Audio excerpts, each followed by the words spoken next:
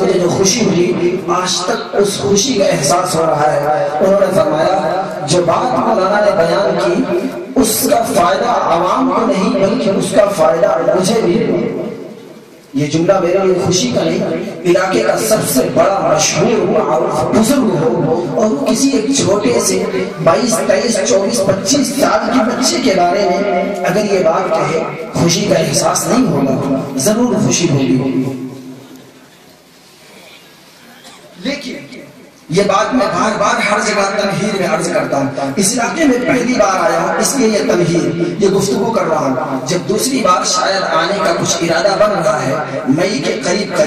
تو یہ تمہید نہیں، آنے کے بعد پھر میری گفتگو فوراً شروع ہو جائے گی۔ تمہید کی ضرورت اس لیے پڑتی ہے تاکہ آپ آنے والے خطیب کا مزاج سمجھیں، اس کا طریقہ سمجھیں، اور وہ جو گفتگو کر رہا ہے صرف یہ سوچ کر نہیں کہ وہ گفتگو کر کے گاڑی پر بیٹھ کر کے بھاگ جائے گا۔ ایسا کوئی مولوی نہیں آیا ہے، کوئی ڈرنے والا، خوف کھا جانے والا، چھپ کر بھاگ جانے والا ایسا کوئی مولوی نہیں آیا ہے۔ آپ کے دل کو اطمینان ہو جائے، آپ کے دل کو تسلی ہو جائے، جو مسلک بیان کرے گا اہل سنت والجماعت کا مسلک بیان کرے گا، انتہائی دلائل کے ساتھ بیان کرے گا، اکابرین کی کتابوں کے حوالے کے ساتھ بیان کرے گا، اور اس بیان کرنے میں اسے کوئی ڈر نہیں ہوگا، کوئی خوف نہیں ہوگا، بیان کرنے کے بعد بھاگنے کی کوشش نہیں کرے گا، بلکہ آپ کے پاس سے آنے والے تمام سوالات کے جوابات دینے کے بعد ہی کرسی چھوڑ کر جائے گا۔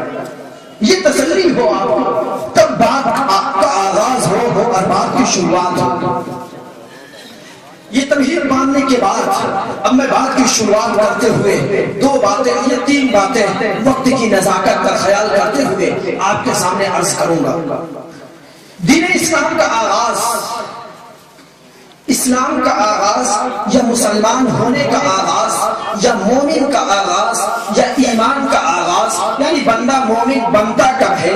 بندہ مسلمان بنتا کب ہے، ایمان والا ہوتا کب ہے، مسلمان کہلاتا کب ہے، اس کا اسلام شروع ہوتا کہاں سے ہے، یہ دین اسلام کی بنیاد ہے۔ اس شروعات کو میں آپ کو بتاؤں، ہم اور آپ مسلمان ہیں، زبان سے اقرار کرتے ہیں ہم صاحب ایمان ہیں، مسلمان ہیں، لیکن آپ سے کوئی سوال کرے، توجہ، آپ سے کوئی سوال کرے آنے والوں کو نہیں، میں خاص کر آپ کے پاس چل کر آیا ہوں، آپ مجھے دیکھیں، آنے والوں کو بعد میں دیکھیے گا۔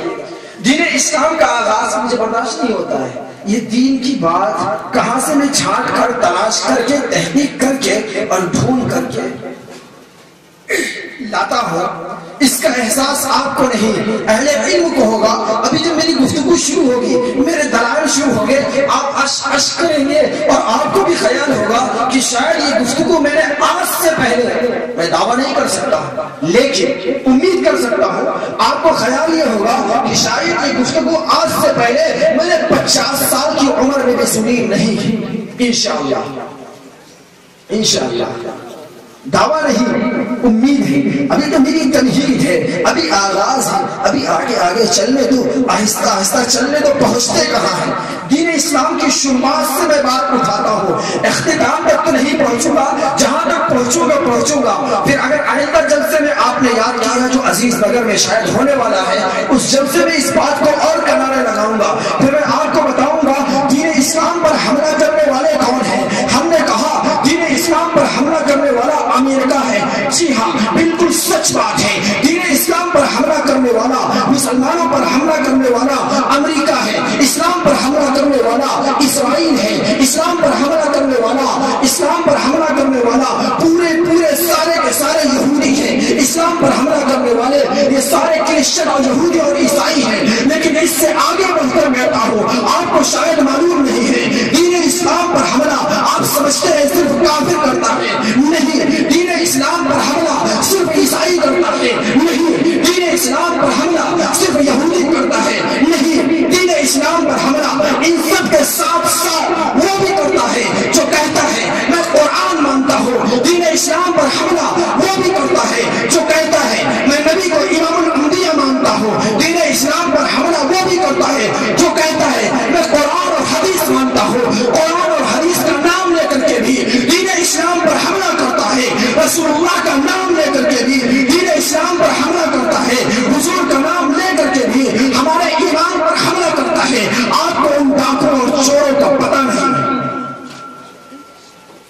डाकुओं और चोरों का पता मैं बताता हूँ।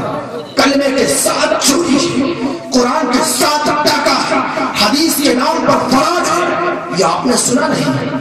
मैं आपको बताता हूँ, यहूदी का चोर होना,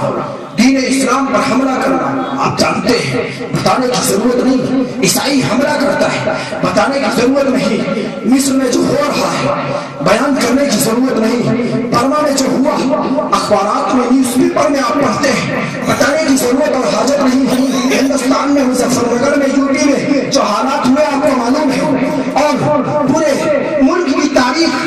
फसादात की आपके निगाहों में है। हमला करने वाले कौन है, कौन सियासी है, कौन गैर सियासी है, इस पर गुफ्तगू न करके ये तो अखबारात में आप पढ़ते हैं और समझते रहते हैं। उससे हट करके मैं उन चोरों का पता बताऊंगा, उन डाकुओं का पता बताऊंगा, उन गद्दारों का पता बताऊंगा, उन मुजरिमों का पता बताऊंगा जो इस्लाम के नाम पर हमला करते हैं, कुरान के नाम पर हमला करते हैं, रसूलुल्लाह के दीन के नाम पर हमला करते हैं, जो कुरान और हदीस का नाम लेकर के हमारे और आपके ईमान का सौदा करते हैं। उन डाकुओं चोरों का आपको पता नहीं।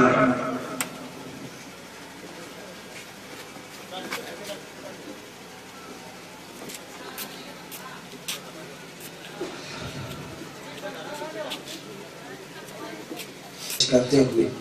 और दूसरों को ये बताते हुए कि हम भी रसूलुल्लाह के आशिक, रसूलुल्लाह के मुहिब हैं, दुरूद पाक का नजराने अकीदत पेश करें